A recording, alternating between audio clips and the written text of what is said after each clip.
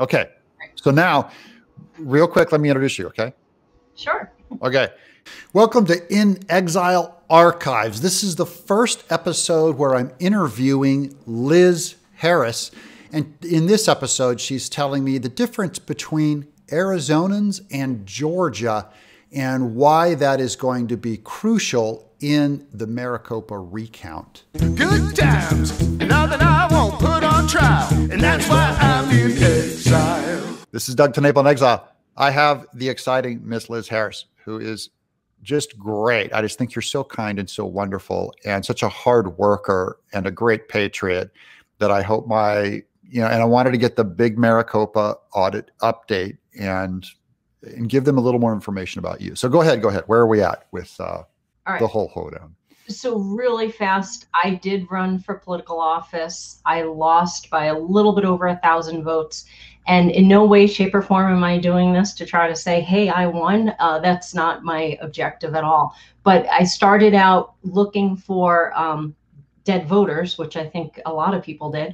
And what I didn't find a ton of dead voters, but what I found was a ton of people that should not have been on our voter rolls, either because they didn't live in the state or they didn't even exist. We couldn't find these people in a national database. Yeah, this is just for your own research, right? I just want to real quick, because this really plays into a cool story.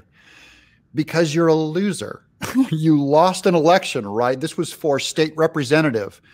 And you lost, and most people would just go, defeated, I'm jacked. What can I do? I'm going to go back to just being a real estate agent. But you didn't. You did a little bit of research, and that ended up igniting you in starting a really significant movement or helping contribute to a significant movement in Arizona. That's what I saw happen from the outside. Right. And I just wanted to thank you for not quitting, because so many people, I say this to all my audience, when I interview comic book artists, the failures are more interesting than the successes, because most people experience a lot of failure and they go, what do I do with it? So what did you do with yours? So what I did, and you're completely right. During this journey, you don't know what the next stone unturned is. And, I literally said, okay, I asked the GOP, I said, could I have a list of voters over the age of 90? And I thought they sent me 3,600 names and I was going to, bust through them over a weekend. And then I opened the list and I saw it was 36,000 names.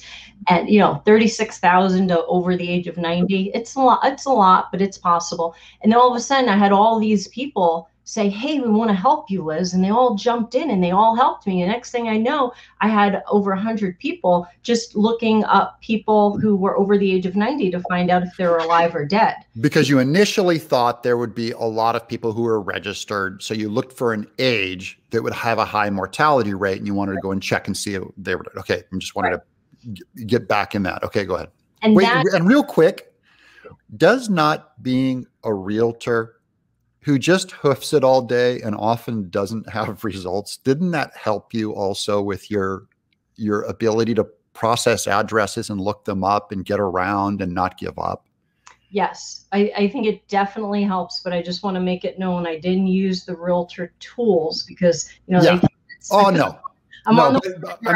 talking more about your work ethic than the technology. Is that realtors go out and they beat the pavement to make a sale. And so you have this work ethic that would appear to be prepping you to be a great realtor, but really ended up prepping you to be a great on the ground researcher. Yes. And do the work, not use the technology, but do the work. Go ahead. Yep, absolutely. So, and I think a lot of realtors, especially if you're good, we also kind of make good private investigators because we kind of know how transactions work, all that. So yeah, Doug, that's a great point. Mm-hmm. And the work ethic, I will tell you, I definitely got that from my father. He was really, you had to make an honest day's work, an honest day's labor for an honest day's pay.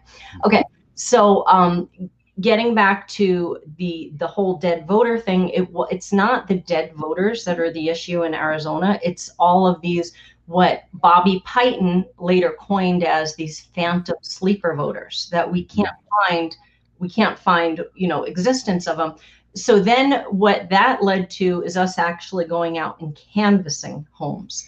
And if you want to hear about how much traction we got on the canvassing aspect, we now have over 4,000 people signed up that are either canvassing or they're signing into our daily Zoom calls, basically taking part. So if they're not physically able to help us canvass, they might be working on the data side, or they might be doing something as simple as sharing memes. Because and did that come from the Something Smells Funny site, or It Smells Funny site?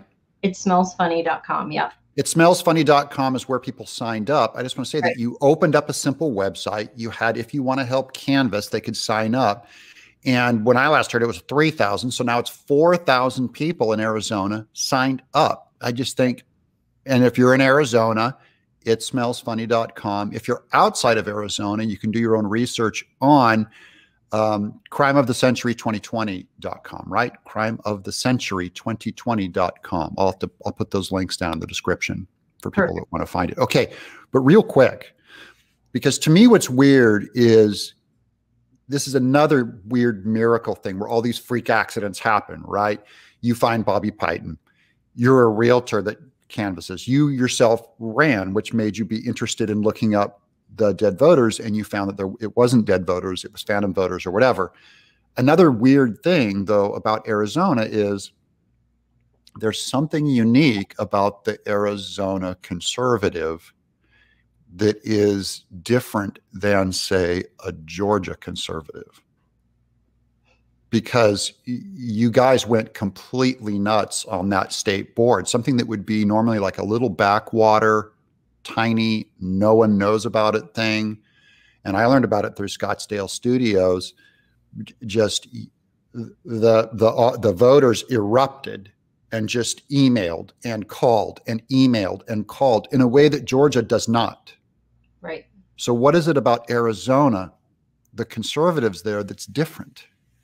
I think because it's going to end up triggering a audit in a way that isn't getting triggered in other states. Right. I think it's because Arizona is truly a red state. If you remember back, there was a 97-mile car rally for a certain presidential candidate. Mm-hmm. That was here in Arizona. So I think it's that we are truly a red state. And I can tell you, I moved from the New York City, New Jersey area. And when I moved here to Arizona, I said, oh my goodness, this is like a paradise. It's clean.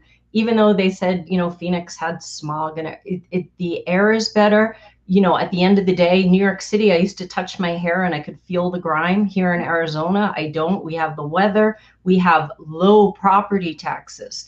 Everything in Arizona, it's a paradise. Yeah.